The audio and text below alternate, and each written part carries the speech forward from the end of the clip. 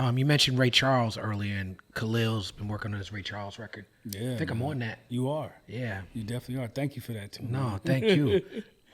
What's going on with new self-scientific music? We have, man, probably like, I don't know, over 80 songs.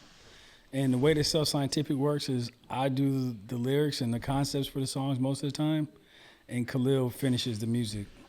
Yeah. Khalil is busy.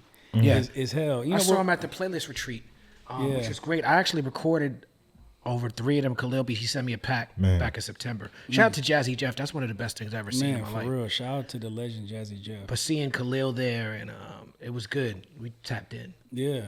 I mean, Khalil is just, number one, it's kind of like you and Yasin. Like, Khalil is literally my best friend, right? So and we both, have children and have responsibilities, and, we're each other's confidants when it comes to just life stuff, right? So if Khalil's going through something, I'm not going to call and ask him about, did you finish that song? Right.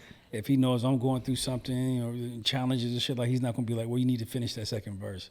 So, and I think in a group, you need that dynamic a little bit to hold each other accountable. And not that we don't hold each other accountable, we just never let the music and how we interact as brothers interfere with, because, this is important. The music's important, but not as important as, the bond that we have as men, as brothers. So you spoke on Self-Scientific not being like a major group in terms of deals, and you put out everything independent, but not just for the West Coast, but in the hip hop canon, y'all definitely have left an impact, an important stamp. For sure. In the form of like the dynamic of a one MC, one producer thing. It's like, you think about that. We were talking to Blue and Exile about that. And there's a lineage there. For sure. They come after y'all. For sure. I think Self-Scientific and Reflection Eternals around the same time. Around the same time. But we come after Gangstar. And so we're part of a fraternity or, a secret society of producer MC groups. For sure. And I'm proud to be cut from that cloth. Man, I agree. If I had to, if you're asking me, I think we're all probably Gangstar babies. It's always Gangstar, yeah. When it comes to that. Yeah. So, I feel honored to be a part. And, sometimes, when we get into the hip-hop conversations, I'd be like, damn. It's just like you maybe having a realization and presently like, oh, wow, I am an executive too. What you just said, I'm like, damn, sometimes I realize that too. Like, man, it's not a lot of duos. So when people give us accolades or say the type of things that you just said, I'm like, oh, yeah, I guess it's true, because it's only been, it's maybe a handful of songs with me over somebody else's beat. And it's probably with you or evidence or somebody. Right. Most of the time when I'm recording it's DJ Khalil and we formulating this whole idea of what self-scientific is. Yeah, self-scientific. There's a lot of self-scientific babies running around here. Word. Particularly in Los Angeles, I think. I feel like I'm a self-scientific kid for and I sure. think I recognize that now too. Just a certain, because it's conscious, but it has street elements. We have,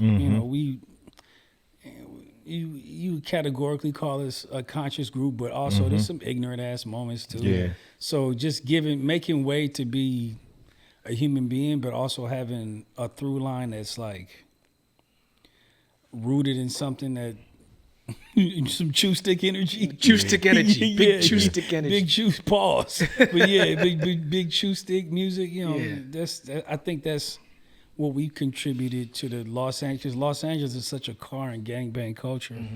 Like, we made a conscious effort to not fall into that, but to represent so many other things. And in the name itself, we come from an era where your name is your title. And what you chose as a name for your group or your entities, what you kind of had to embody in some way. So self-scientific literally means knowledge of self. So I'm always explaining an emotion or a circumstance or something as it relates to from yourself outward. Yeah. Yeah, when I was younger, I was a huge self-scientific fan, man. That music turned me out because it was conscious and it was also street. Word. You know what I'm saying? So it had a vibe where I was learning something, but it was also like, "Dad, these niggas ain't punks." You know what I'm saying? Yeah. That was the idea, like Khalil. And if we ever did go back and forth about something, that's, Khalil's always trying to like, nah, go deeper. Don't, write up. Don't bring that street shit into this shit. Right. But I got to be true to my experience as well as an MC. So I was always trying to sneak a girl record in there, or talk about the homies in some way without getting caught up in gang shit. But so it's in there, and you probably get the energy more than like a direct explanation of certain shit. But like those that know. Blue Exile was saying similar things about Blue, and High Tech doesn't say those things because he's quiet. But he does those things. Yeah, he does. You know what I'm saying? For like, sure. I would go in the booth and I would spit my heart out, and you know me, I'm trying different things. I'm trying to be international. I'm trying to touch the people. Right. And I'd be like, "How was it?" It's cool. It's cool. And that's cool.